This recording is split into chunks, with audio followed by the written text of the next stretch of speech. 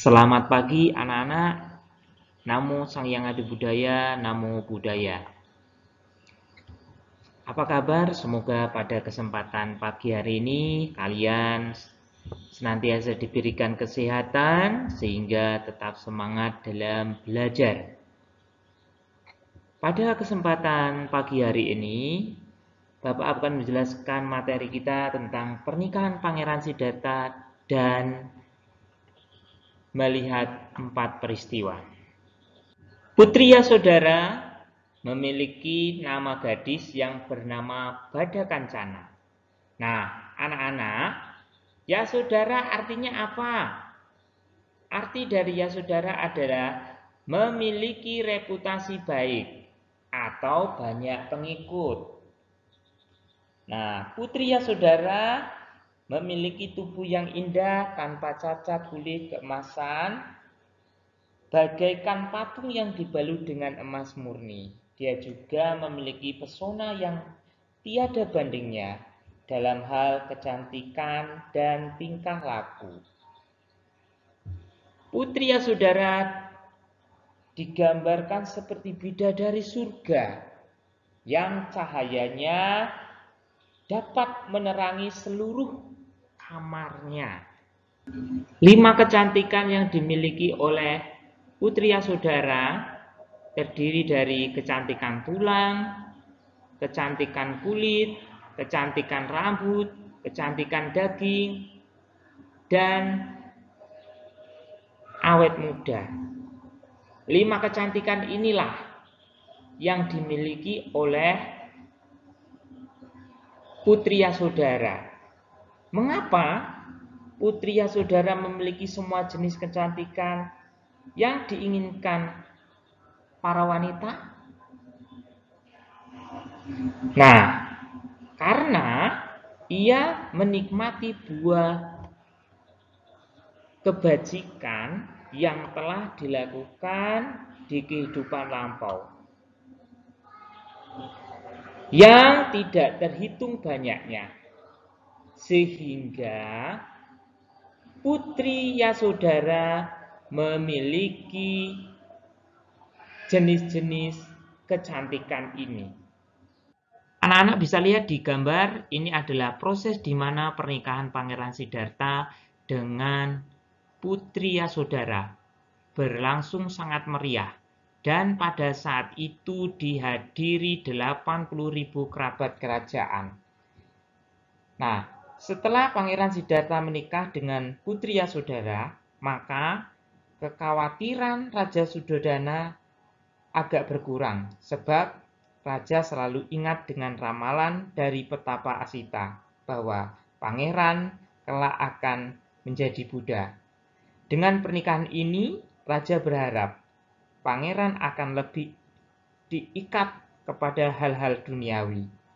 Sekarang tinggal menjaga supaya pangeran jangan melihat 4 peristiwa. Melihat 4 peristiwa.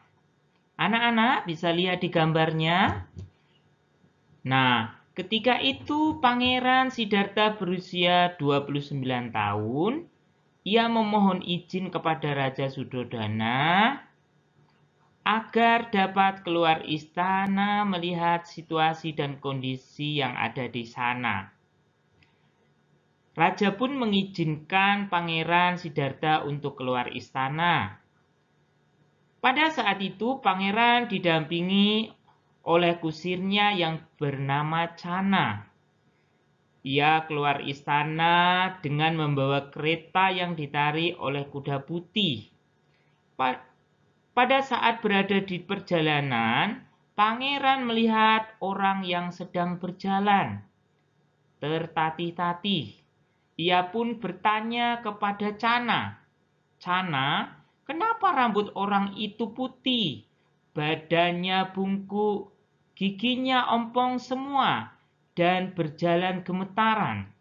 Channa pun menjawab, "Yang mulia, orang seperti itu disebut orang tua." Pangeran bertanya lagi, apakah artinya orang tua? Cana menjawab, Yang mulia, orang yang telah hidup lama disebut orang tua. Orang tersebut hanya memiliki sisa hidup yang pendek. Pangeran kemudian bertanya lagi kepada Cana, bagaimana itu? Apakah aku juga akan menjadi orang tua? Apakah aku tidak dapat mengatasi usia tua? Cana menjawab, Yang mulia, semua termasuk Anda juga saya akan mengalami usia tua. Tidak seorang pun yang dapat mengatasi usia tua. Kemudian pangeran bertanya kepada Cana, jika semua manusia tidak dapat mengatasi usia tua, aku juga akan mengalami usia tua. Anak-anak, orang tua dalam gambar di sini adalah perwujudan dari salah satu Dewa Brahma dari alam Sudawasa. Ia menjelma sebagai orang tua agar supaya Pangeran Siddhartha menjadi Buddha. Untuk kedua kalinya dalam hidupnya, Pangeran melihat sesuatu yang membuat beliau sangat sedih. Pangeran yang dikenal sebagai orang yang penuh kasih sayang dengan cepat menghampiri orang itu, mengangkatnya, meletakkannya kepalanya di pangkuannya, dan dengan suara menghibur menanyakan, "Mengapakah engkau?" Orang sakit itu sudah tidak dapat menjawab. Ia menangis terseduh-seduh. Kemudian pangeran bertanya kepada Cana, "Kenapa orang itu duduk dengan berbaring harus dibantu orang lain, Cana?" Yang mulia, orang seperti itu disebut orang sakit. Kemudian Pangeran Siddhartha bertanya lagi kepada Cana, apakah orang sakit itu, Cana? Jelaskan kepadaku. Cana pun menjawab, Yang mulia, orang sakit adalah orang yang tidak mengetahui apakah dia akan sembuh atau tidak dari penyakit yang dideritanya saat ini. Pangeran kemudian bertanya kembali, Cana, bagaimana ini? Apakah aku juga bisa sakit? Apakah aku tidak dapat mengatasi penyakit? Cana menjawab, Yang mulia, kita semua termasuk Anda juga saya akan menderita sakit dan tidak seorang pun yang dapat terhindar dari penyakit. Pangeran kemudian berkata, jika semua manusia tidak dapat terhindar dari penyakit, aku juga akan menderita sakit juga, Cana. Iya, Yang mulia.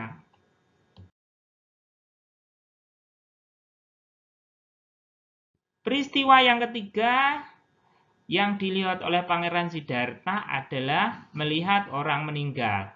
Nah, pada saat itu Pangeran Siddhartha dengan Cana keluar istana.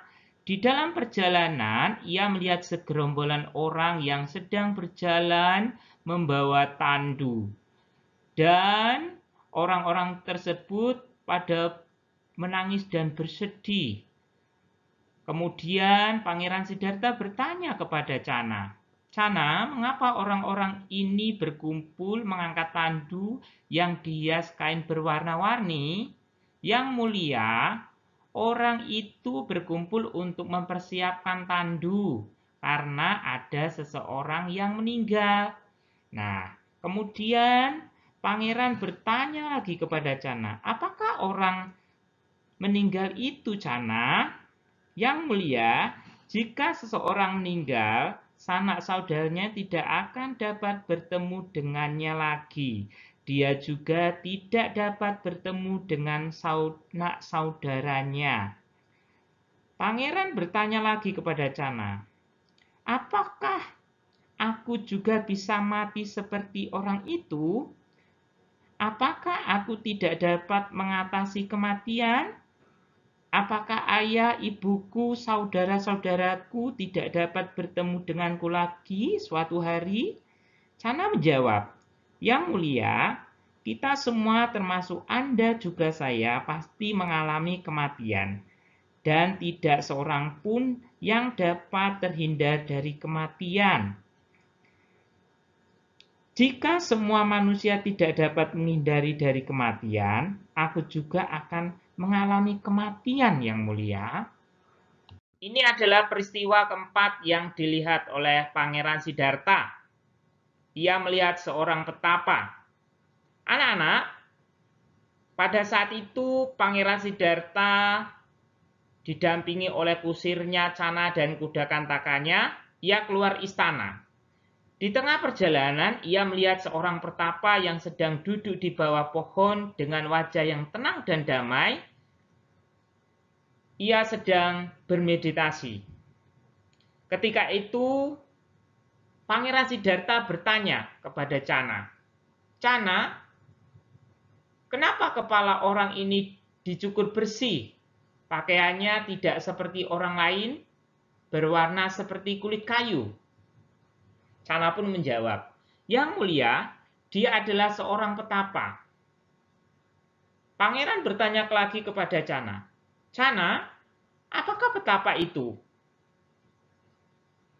Cana pun menjawab, Yang mulia, petapa adalah orang yang telah meninggalkan kehidupan rumah tangga atau keduniawian, dan ia mempraktekkan 10 kebajikan yang dimulai dari kedermawanan. Dan ia berpendapat bahwa lebih baik tidak melakukan perbuatan yang dapat menyakiti makhluk lain. Dan ia ingin mensejahterakan makhluk lain. Kemudian pangeran pun turun dari keretanya dan ia menghampiri sang petapa. Ia bertanya kepada sang petapa, apa kegunaan mangkok yang kamu bawa, petapa? Petapa pun menjawab, aku ini seorang petapa. Yang mulia, aku menjauhkan diri dari keduniawian, meninggalkan sanak keluarga untuk mencari obat, agar orang tidak menjadi tua, sakit, dan mati. Mangkok ini aku bawa untuk mengharapkan makanan dari mereka yang berbelas kasih. Selain dari itu, aku tidak menginginkan hal-hal dan barang-barang duniawi. Setelah mendengar hal tersebut, pangeran pun terkejut. Karena ternyata petapa ini mempunyai pikiran dan cita-cita yang sama dengan dirinya. Kemudian pangeran bertanya lagi kepada petapa, "Oh petapa suci, di manakah obat itu harus dicari?" Petapa pun menjawab, "Aku mencarinya dalam ketenangan dan kesunyian hutan-hutan yang lebat, jauh dari gangguan dan keramaian dunia." Setelah itu, petapa pun berdiri dan meninggalkan tempat tersebut. Kemudian, pangeran merasa gembira sekali dan berkata di dalam hati, aku juga harus menjadi seperti pertapa itu.